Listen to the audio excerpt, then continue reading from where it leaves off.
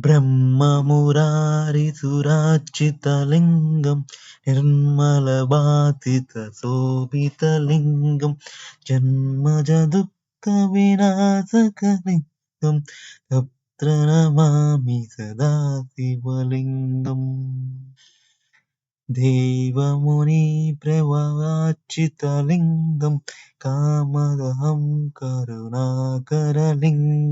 पावनदर्पविनाशनलिङ्गं तत्र नमामि सदा शिवलिङ्गम्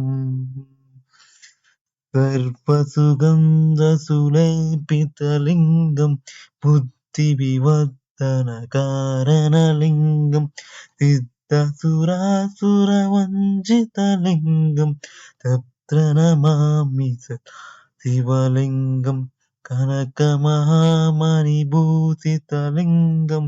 मणिपतिवेष्टितशोभितलिङ्गं दक्षसुयज्ञविनाशनलिङ्गं तत्र नमामि सदा शिवलिङ्गम् कुङ्कुमचन्दनलेपितलिङ्गं पङ्कजहरसुशोभितलिङ्गं सञ्चितपापविनाशनलिङ्गं तत्र नमामि सदा शिवलिङ्गम् देवगणार्चितसेवितलिङ्गं भावैरक्तिभिरेव च लिङ्गं दिनकरकोटिप्रभाकरलिङ्गं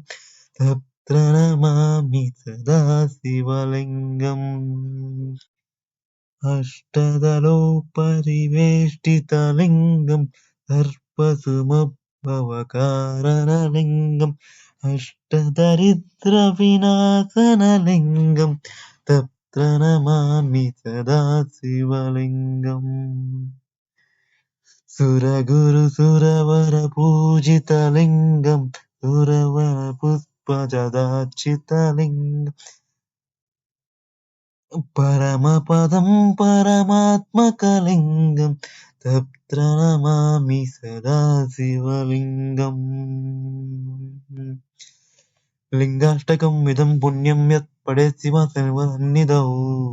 शिवलोकमहापोनि शिवेन सह मोदते।